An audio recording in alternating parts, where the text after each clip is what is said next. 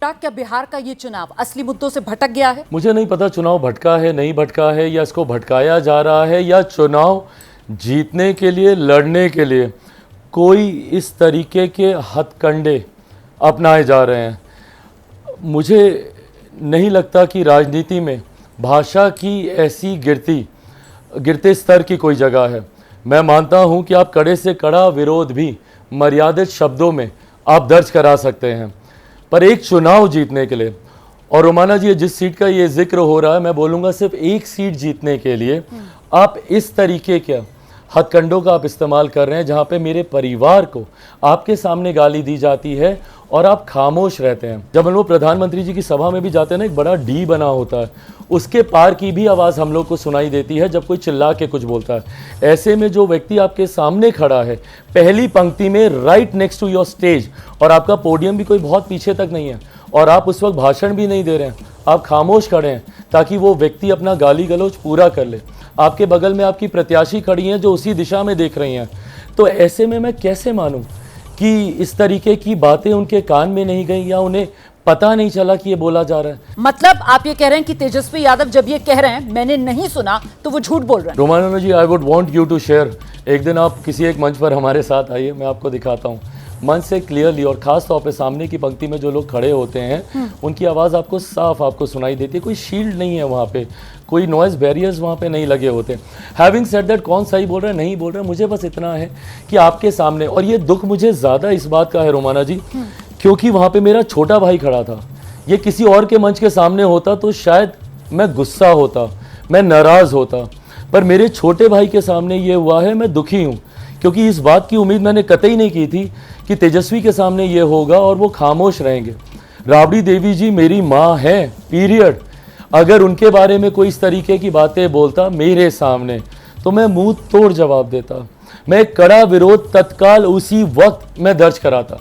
और उन्हीं के बारे में क्यों, मेरी बहन मीसा दी के बारे में कोई बोले, रोहिणी के बारे में, किसी के भी बारे में, या किसी भी बिहारी के बारे में, आप मुझे बताइए सभ्य समाज में गाली गलौज जैसी भाषा की जगह ही कहाँ है? आरजेडी की तरफ से वैसे ये कहा जा रहा है कि साहब ये वीडियो जो है वो किसका है, किसने बनाया, चाहे राज्य की सत्ता हो या फिर केंद्र की, दोनों जगह एनडीए की सरकार है, आप जांच कराइए। और वो ये कहकर इस सवाल को उठा रहे हैं कि ये तो एनडीए साजिश रच रहा है आरजेडी महागठबंधन को बदनाम करने की। रोमाना जी, मतलब एक ना सीमा होती है किसी भी व्यक्ति के सहन करने की।